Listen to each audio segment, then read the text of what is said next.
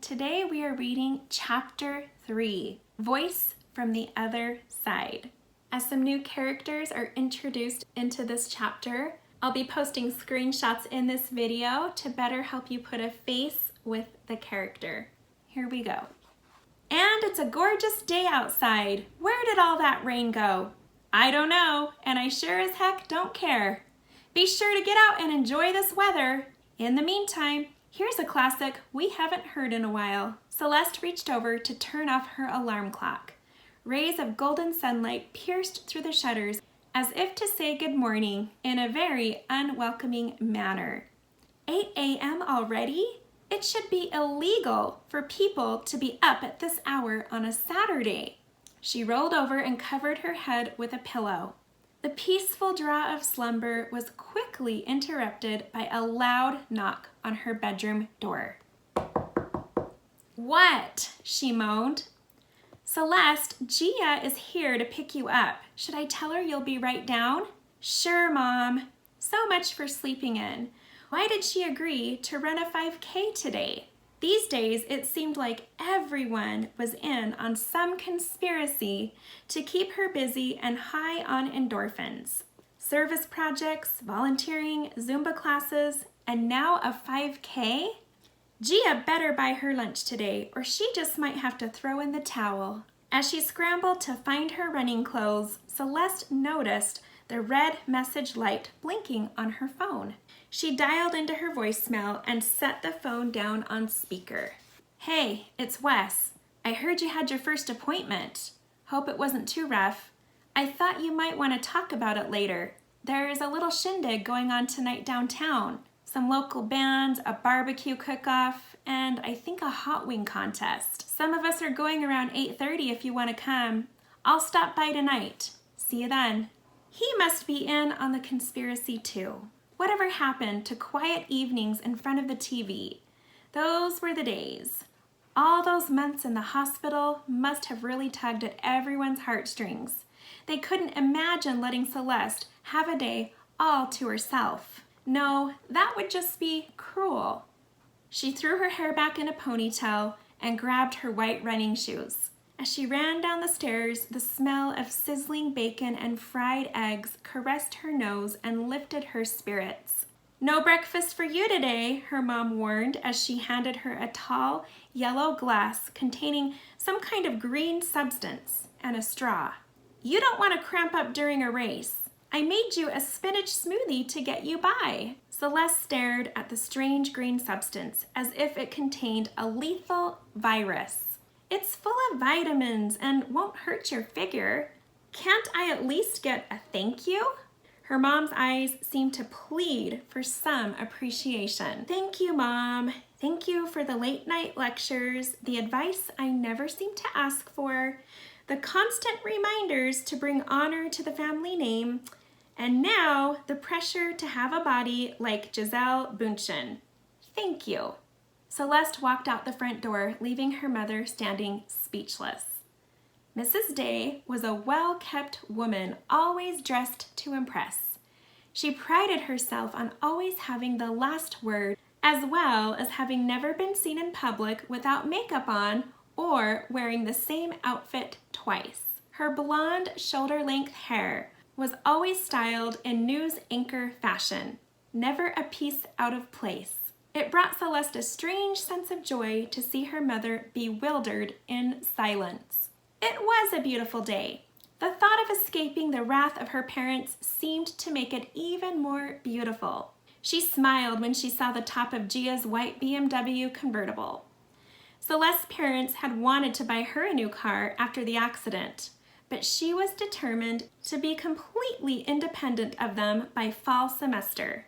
She had found herself a reliable car that she could afford the payments on. Was it comparable to Gia's car? No, not by a long shot. But being free of her parents' dominion was far more attractive than a shiny new $45,000 car. "Hey girl, you ready to run?" Gia's bouncy blonde ponytail seemed perfectly fitting with her hot pink tank top and black running shorts. Athletic body, bubbly personality, and a face that could easily pass for Julianne Hough or Hayden Panettiere No wonder Celeste's parents had encouraged their friendship. If Gia wasn't such a good listener and so much fun to be around, Celeste would have bailed on their friendship months ago, just to frustrate her parents. "You thirsty?" Celeste asked, holding up her spinach smoothie and trying not to laugh. "Since when did you get on a health kick?" "Since my mom decided she now needs a say in what I eat." "Hey, at least your parents want to have a say. I can't even remember the last time my parents asked about anything in my life. For all they know, I could have dropped out of school and blown all my tuition money on clothes." They both burst into laughter. Okay, the last part might be true, but they don't have to know. Gia reached to turn on the radio. Celeste admired Gia's positive outlook on life. She had a can-do attitude about everything. Her past was squeaky clean. No odd behaviors, bad habits, or any reason to need a therapist. Her parents must have been so proud. They gave her so much freedom, yet she freely chose to stay out of trouble. In fact, the day Celeste met Gia, she was volunteering on a Saturday night at the hospital. There were so many other things that a 23-year-old bubbly bombshell could be doing on a Saturday night, and Gia had chosen to volunteer in the ICU. It had really surprised Celeste. Then, when Gia stopped by her room to deliver a small handmade quilt and lend a listening ear, Celeste's parents began to see much progress in her recovery. They asked Gia if she wouldn't mind continuing to visit Celeste on a regular basis. She happily agreed. Just like that, the two girls hit it off and became such good friends that most people assumed they had been BFFs since childhood. Gia was the only real friend that Celeste ever had, and the only person in her life who didn't think she was crazy. How was she going to survive Gia's 4-week departure to South America for a volunteer travel abroad program? Though Celeste had never told Gia the real details about her past, she would truly be alone in her struggles in the next 2 weeks. Why did Gia have to be such a good person? "So, what has been up with you lately? You seem a little glum." "I had my first appointment yesterday with the therapist." Celeste reached for the spinach smoothie and decided to give it a try. "How did it go? Are you planning to go back?" "Yuck! That's actually worse than I thought it would be."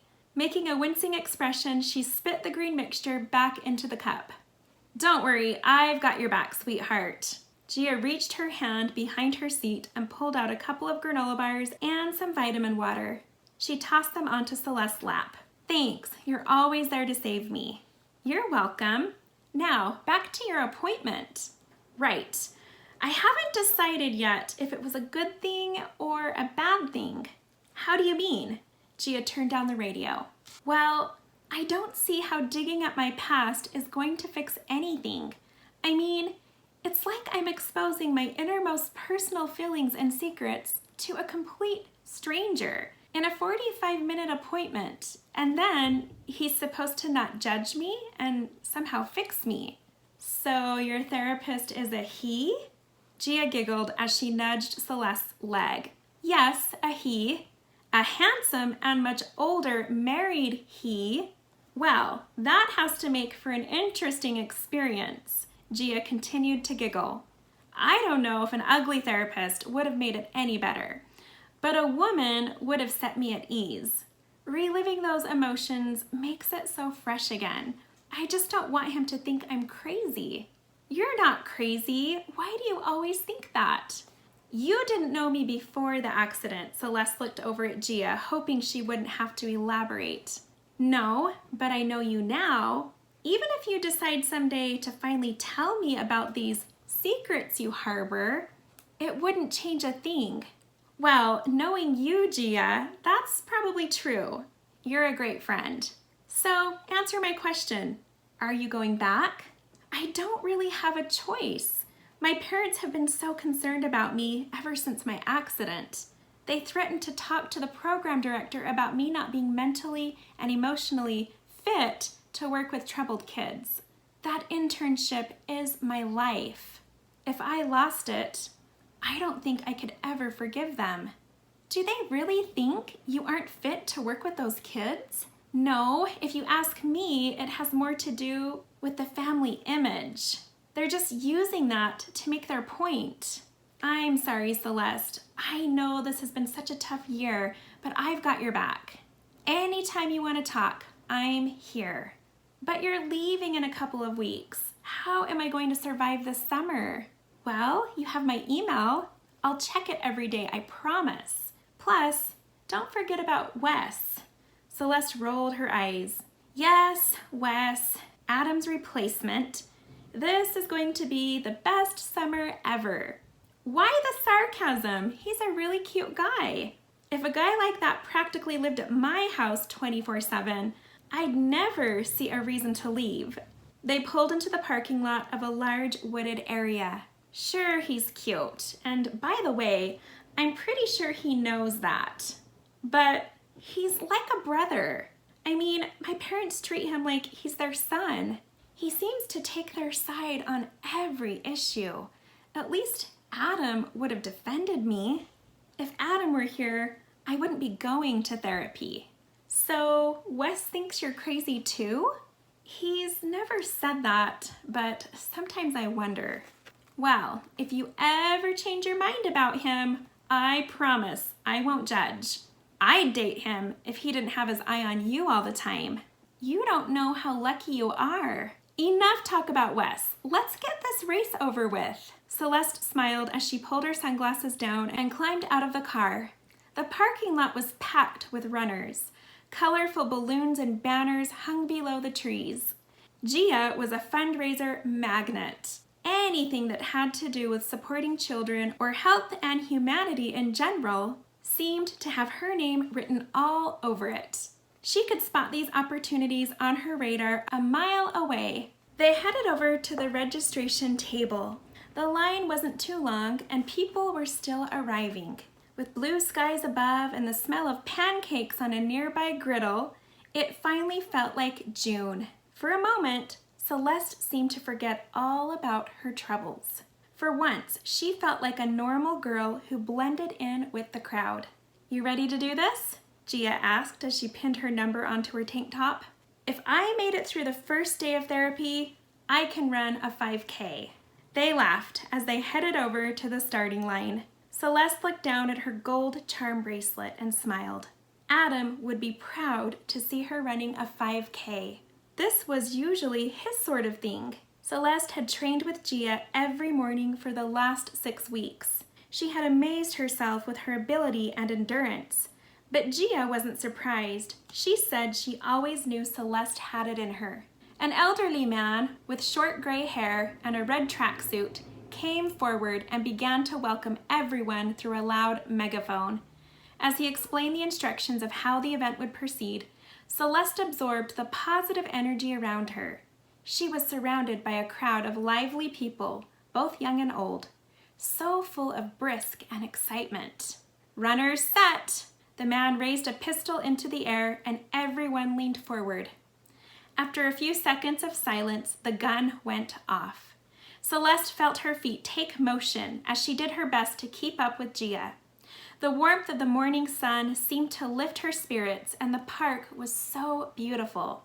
Tall oak trees lined the path, birds were singing in the trees, and the small lake ahead shimmered in the distance. Soon, Celeste no longer felt the pounding of her feet against the pavement.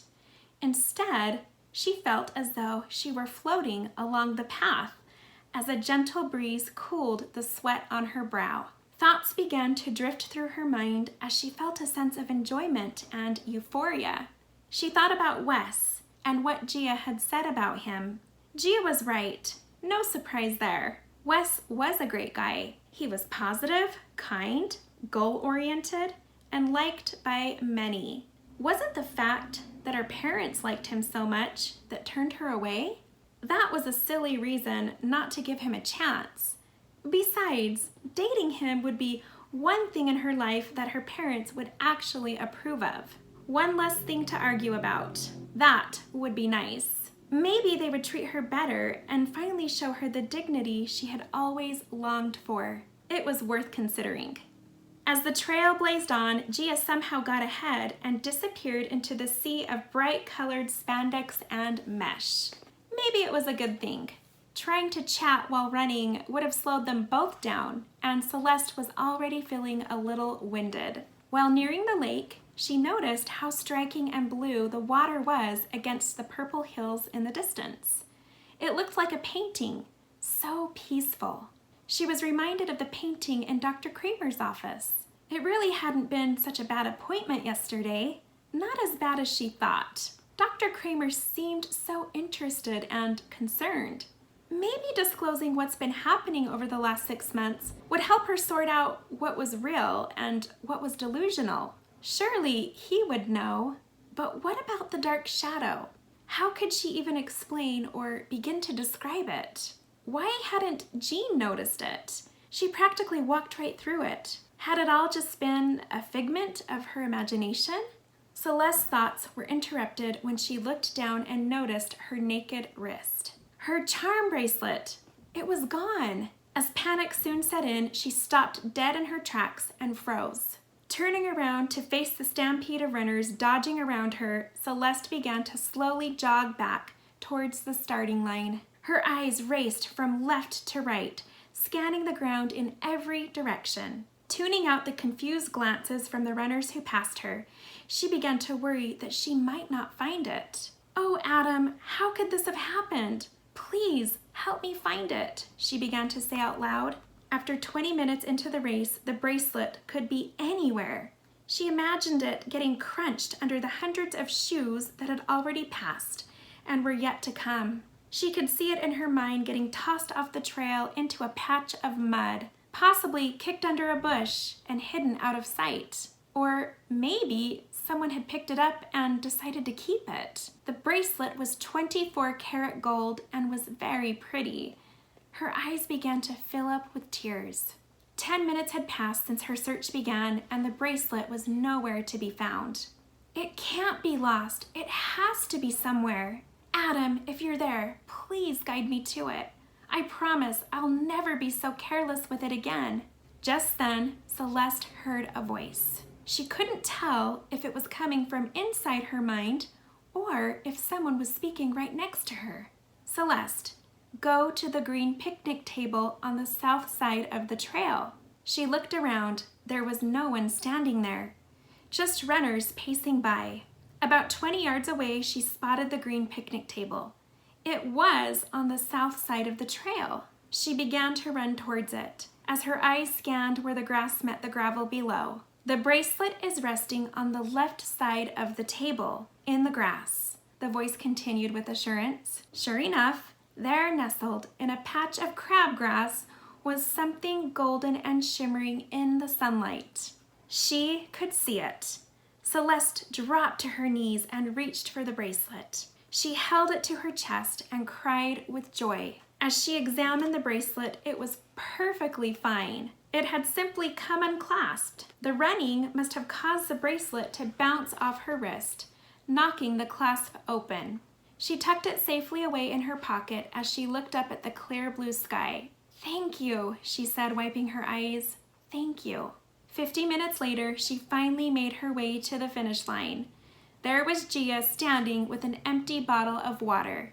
"With all that training, I thought you'd get a better time. How did you manage to come in last?" "I walked it," Celeste replied, hands still clutched inside her pocket. "Did you get a cramp? I shouldn't have given you those granola bars right before." No, it wasn't a cramp. I lost my charm bracelet. You know, the one that Adam gave me." "You wore that to a race?" Gia shook her head and smiled. "I know, it was a bad idea. I hardly ever take it off. In fact, I can't remember if I slept with it on or if I put it on this morning just out of habit. Regardless, I lost it and had to go search for it. Once I found it, I was afraid of losing it again. So I took it nice and slow. Slow enough that they've almost turned off the griddles. Hurry, let's go get some pancakes before they become duck food." Celeste followed Gia over to the pavilion as their conversation quickly turned to their plans for the summer. 4 pancakes and a glass of orange juice later, Gia continued discussing her trip to South America. All the while, Celeste smiled and nodded her head, but really, she wasn't listening at all. She was thinking about the voice she heard earlier. Had it been Adam? Had he guided her to the bracelet? Would she ever hear him again? It's time to head out. I can tell you're in another world, and I've got some packing to do. Gia stacked the paper plates and carried them to the trash. You've still got another 2 weeks. Why are you packing? Oh, not for South America. I'm going with my parents to Florida this weekend. My dad has some business items to take care of there, and my mom wanted some company while she tags along. I'll be back by Thursday. Well, thanks for squeezing me in before your busy summer begins, Celeste remarked as they headed towards the car. You got anything going on tonight? Gia asked. Hanging out with Wes. Something about a concert, barbecue, and a hot wing contest? They both laughed. Sounds like a recipe for a night to remember, Gia winked as she backed out of the parking lot. I'd trade a hot wing contest any day for 4 days in Florida. Later that day, Celeste sat on the living room sofa peering out the front window. It was well past 8:30 p.m. and she was beginning to wonder if Wes would ever show up. In her light blue skinny jeans, yellow t-shirt, and long, dark, soft curls, her father barely recognized her as he came bustling around the corner from the kitchen. When's your next appointment? Celeste's father asked, breaking her gaze from the window. Wednesday. Why? Good. We're making changes to some of the menus to keep up with the competition. There's a gala downtown Tuesday night, and I offered to cover the catering to get some feedback on the new entrees. I've already invited Wes, but I thought you might like to accompany him along with your mother and I. Shouldn't it be the other way around? You know, you invite your daughter first? I feel like he's your son, and I'm the adopted orphan child. Don't be ridiculous, Celeste. You were gone all morning, and Wes was here helping me remove some branches from the sycamore out back. The topic came up, and I asked him if he wanted to go. What else do you ask him when I'm not around? If he'd like to be included in the family will? What about his life insurance plans? Maybe you could offer him my grave plot. You know, I can always just be cremated. That's enough, young lady. You've crossed the line. If you can't accept Wes as part of this family, you'll just have to suffer in silence. Celeste was used to suffering in silence. It was the only way she knew how to cope. Her father was great at creating unfair situations and making Celeste out to be the villain. He was a tall, heavy-set man with a full head of white hair. Those blue eyes were deceiving. On a close-up glance, Celeste swore she could see right through to his bitter soul. Mr. Day was a man that couldn't be argued with.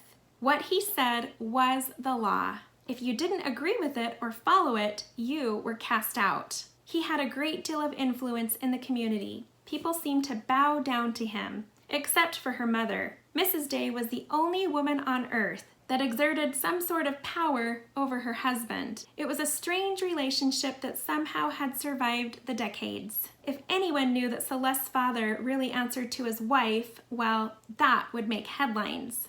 Headlights glowed in the driveway. Celeste turned to see a silver Audi A5. Wes's parents owned an Audi dealership on the north side of town where he worked part-time. He drove a different car for every occasion. Celeste was pretty sure her parents enjoyed having expensive cars parked in their driveway. It seemed to somehow increase the value of their home. Hey, Mr. Day! Wes came through the front door in dark jeans and a gray and white striped V-neck t-shirt. He was the athletic basketball type. Tall, muscular, sandy-colored hair, and chocolate eyes. Not only was Wes physically fit, he was extremely intelligent when it came to business. He was in line to take over the dealership when his parents retired. So, did you tell your dad about Tuesday night? Yes, and she said she'd be happy to go. Mr. Day chimed in before Celeste could respond. Right, Celeste said as she looked down at her feet, rolling her eyes. You ready for some barbecue? Wes smiled at Celeste and motioned with his head for her to come outside.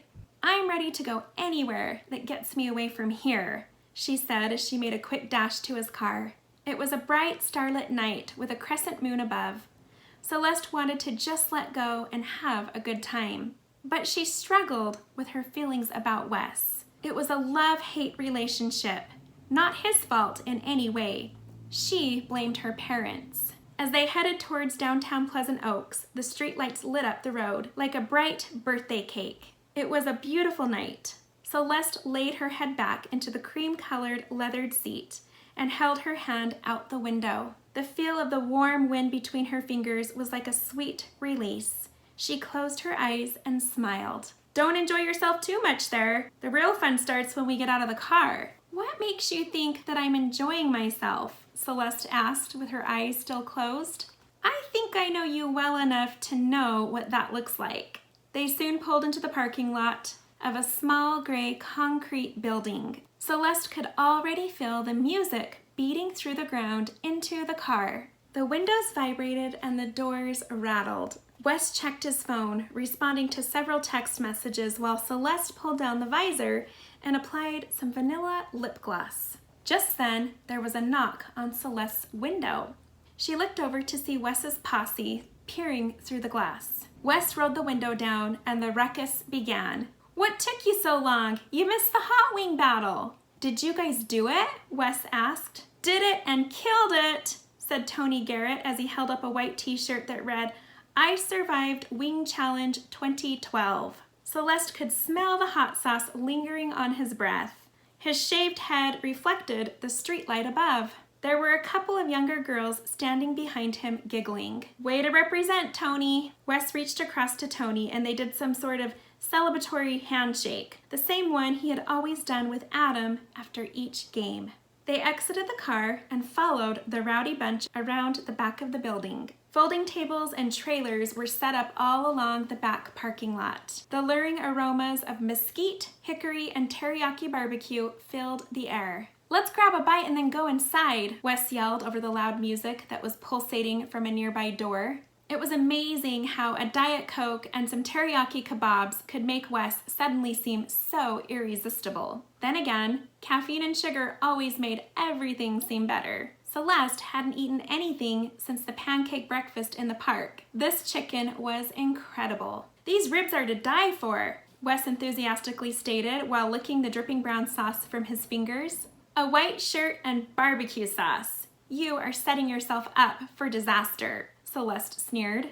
You don't know me very well then. I never spill. This shirt has survived spaghetti, greasy nachos, and your mom's fried chicken. When have you tried my mom's chicken? About 2 weeks ago when you were gone.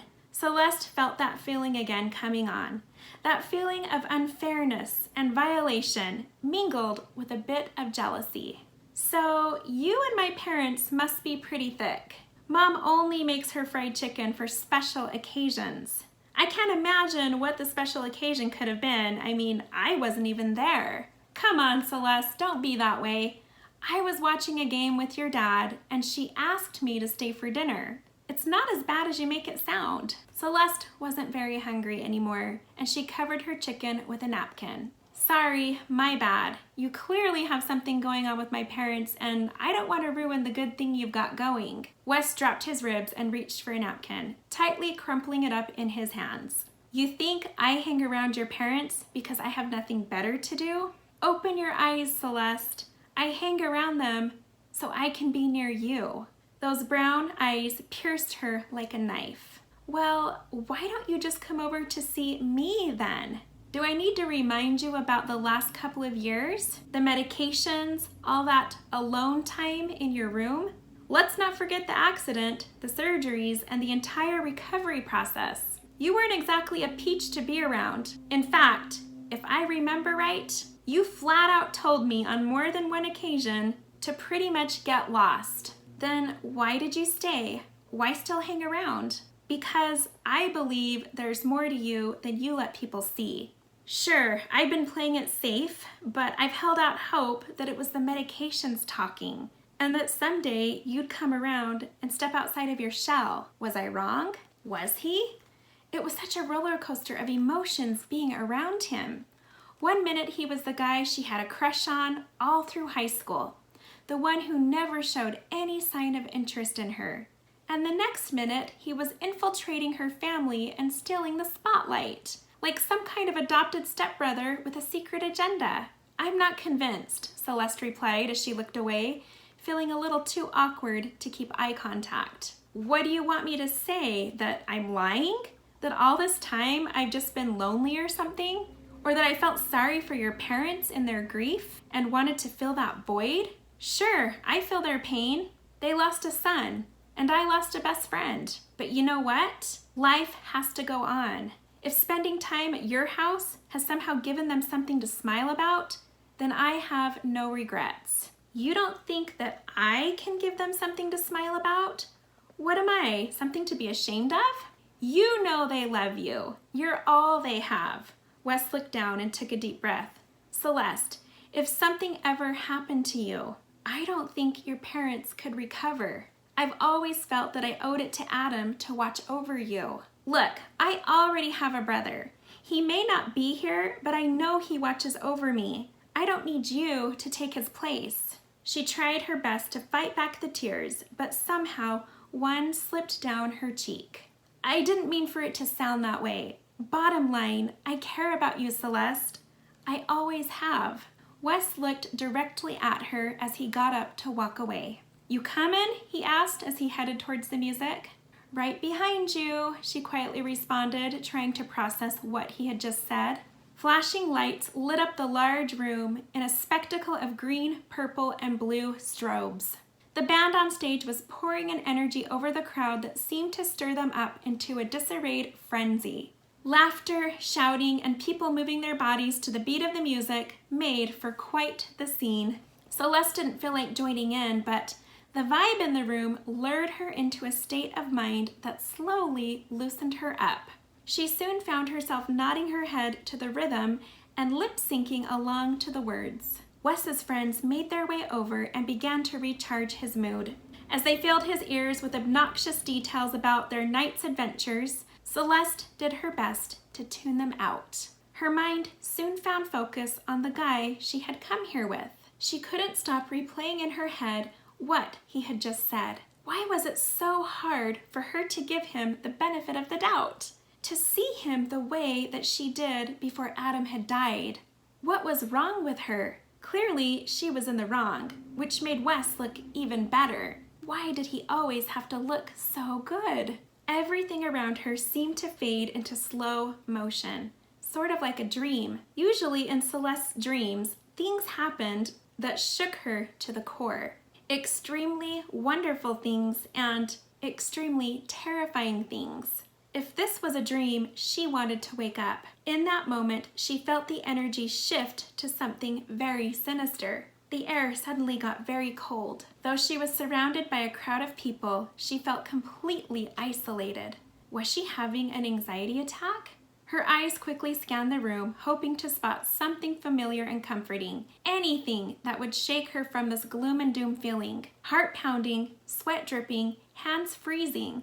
Celeste could feel a shortness of breath. There wasn't enough oxygen in this tight enclosed space. She was going to pass out if she didn't what? Where was she?